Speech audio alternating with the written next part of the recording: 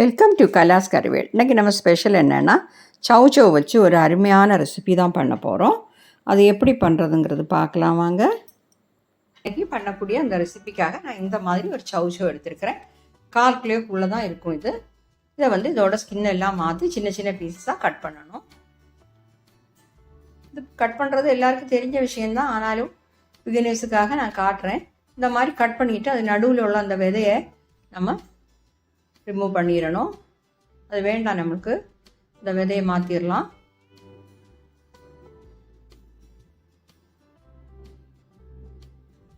இனி அதோட தோலெல்லாம் எடுத்துட்டு சின்ன சின்ன பீஸாக கட் பண்ணிடலாம்.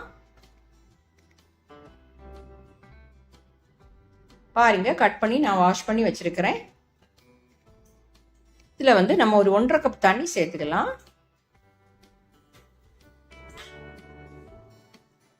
இதை வந்து ஹை ஃப்ளேமில் வச்சு நல்லா கொதிக்க விடணும். கொதிக்க விட்டுட்டு மீடியம் ஃப்ளேமில் வச்சு மூடி போட்டு வேக வச்சிடலாம். ஓகே, இப்போ வந்து இதில் கொஞ்சம் சால்ட் சேர்த்துக்கலாம். நாம்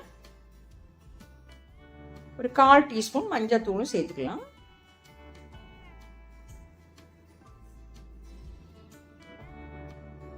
கிளறி விட்டுடலாம். மீடியம் ஃப்ளேமில் வச்சு மூடி போட்டு வேக வச்சிடலாம். அந்த டைமில் நாம் கொஞ்சம் தேங்காய் அரைச்சி எடுத்துடலாம். அதுக்காக நான் ஒரு மிக்ஸி ஜார் எடுத்துருக்கிறேன். ஒரு 4 டேபிள் ஸ்பூன் துருவின தேங்காய் சேர்க்குறேன்.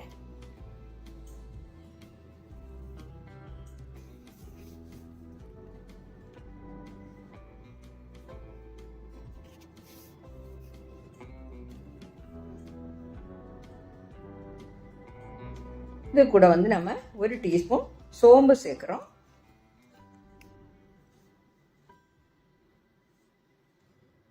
சோம்பு சேர்த்தா நல்ல வாசமாக இருக்கும். 1/2 டீஸ்பூன் கசகசா சேர்க்குறேன். இது வந்து கிரேவி வந்து கொஞ்சம் திக்காக ஆகிறதுக்கு தான். இந்த கசகசா வந்து உங்கள் கையில் இல்லைன்னா நீங்கள் அதை அவாய்ட் பண்ணலாம், ஒன்றும் பிரச்சனை இல்லை. என்கிட்ட இருந்ததுனால இப்போ சேர்க்குறேன், அவ்வளோதான். ஆனால் சேர்த்தா நல்லது. ஓகே, இதை வந்து கொஞ்சமாக தண்ணி விட்டு நல்ல ஃபைன் பேஸ்ட்டாக அரைச்சி எடுத்துடணும்.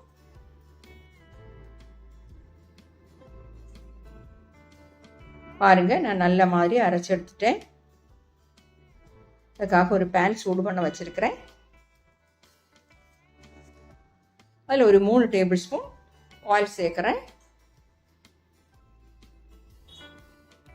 ஆயில் சூடாகட்டும். ஃப்ளேம் கம்மி பண்ணி வச்சுக்கோங்க.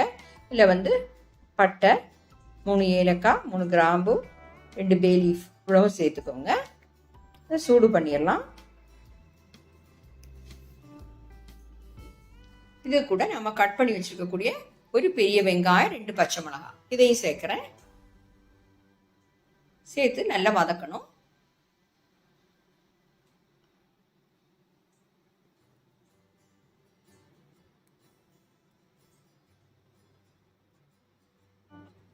மீடியம் ஃப்ளேமில் வச்சே வதக்கிடலாம்.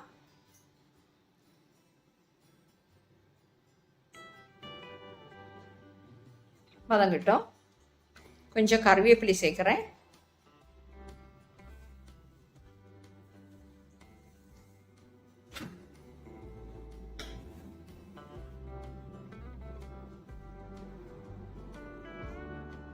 இப்போ வெந்திருக்கா பார்க்கலாம். நம்ம சௌச்சௌ ஒரு பீஸ் எடுத்து பார்த்தா தெரியும்.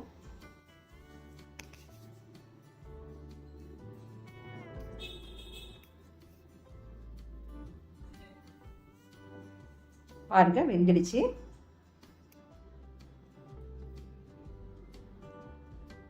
ஃப்ளேம் ஆஃப் பண்ணிட்டேன். நம்ம வெங்காயம் வதங்கிடுச்சு. இதில் வந்து 2 டேபிள் ஸ்பூன் இஞ்சி பூண்டு விழுது சேர்க்குறேன். இஞ்சி பூண்டு விழுது இல்லைன்னா நீங்கள் 1 இன்ச்சு சைஸில் இஞ்சியும் ஒரு 6 பல் பூண்டும் பொடி பொடியாக கட் பண்ணி வெங்காயம் வதக்கும் போது அது கூட சேர்த்துக்கலாம். ஓகே,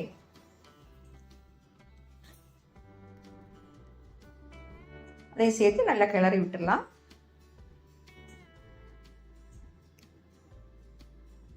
இதில் வந்து ஒரு பெரிய தக்காளி இந்த மாதிரி கட் பண்ணி வச்சுருந்தேன், அதையும் சேர்த்துட்டேன். அதையும் சேர்த்து நல்லா வதக்கிடலாம்.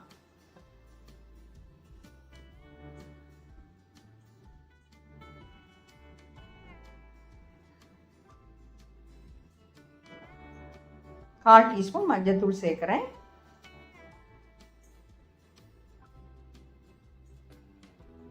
1/2 டீஸ்பூன் தனியாத்தூள் சேர்க்குறேன். 2 டீஸ்பூன் காஷ்மீரி சில்லி பவுடர் தான் நான் சேர்க்குறேன். நீங்கள் காரம் உள்ள மிளகாத்தூள் சேர்க்குறதா இருந்தால் கொஞ்சம் கம்மியாக போட்டுக்கோங்க. இது வந்து காரம் கரெக்டாக இருக்கும் நான் சேர்க்கக்கூடியது. ஏன்னா 2 பச்சை மிளகா சேர்த்துருக்குறோம். இதோட பச்சை வாசம் போகட்டும். பச்சை வாசம் போனது நாம் அரைச்சி வச்சுக்கூடிய அந்த தேங்காய் விட்டு சேர்த்துடலாம். இப்போ வந்து இந்த மிக்ஸி ஜாரில் கொஞ்சம் தண்ணி சேர்த்து அதையும் அதில் சேர்த்துடலாம்.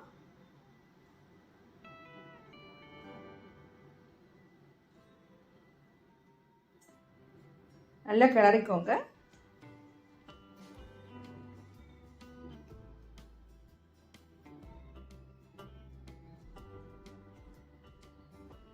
இதில் வந்து ஒரு 1.5 கப் தண்ணி நான் சேர்க்குறேன். ஏன்னா நமக்கு கொஞ்சம் கிரேவி வேணும். இது கொதிக்கும் போது இன்னும் கெட்டியாகும். நம்ம கசகசாலாம் அரைச்சிக்கிறதுனால இந்த கிரேவி நல்லா திக்காகும். இப்போ 1.5 கப் தண்ணி சேர்த்துருக்குறேன். கொஞ்சமாக சால்ட் சேர்க்குறேன்.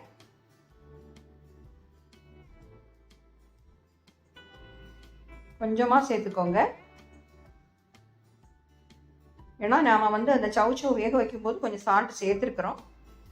அது இது கூட சேர்க்கும்போது நல்லா சால்ட் ஆகும். அதனால் பார்த்து சேர்த்துக்கோங்க.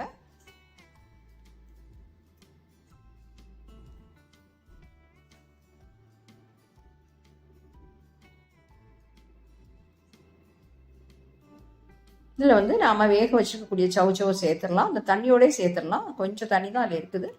அதையும் சேர்த்துடலாம். சேர்த்து நல்லா கொதிக்க விட்டுக்கோங்க.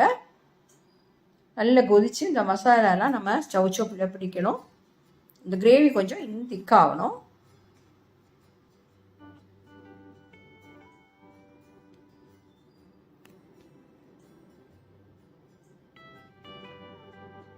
நல்லா கொதிக்கட்டும்.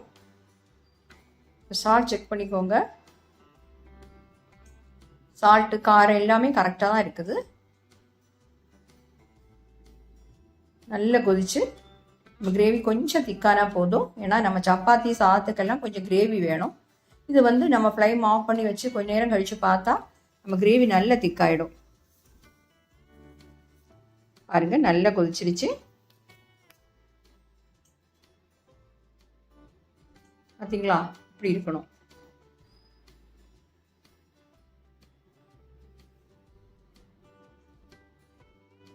இந்த மாதிரி இருந்தால் போதும். இதில் கொஞ்சம் மல்லித்தழை சேர்த்துடலாம். ஃப்ளைம் ஆஃப் பண்ணிடலாம். பாருங்கள் இவ்வளோ அருமையாக கிடச்சிருக்கு இந்த சவுச்சோ கூட்டு. இது வந்து தோசை, சப்பாத்தி, சாதம் எல்லாத்துக்கூடையும் சாப்பிட்றதுக்கு ரொம்ப அருமையாக இருக்கும். Okay, thank you.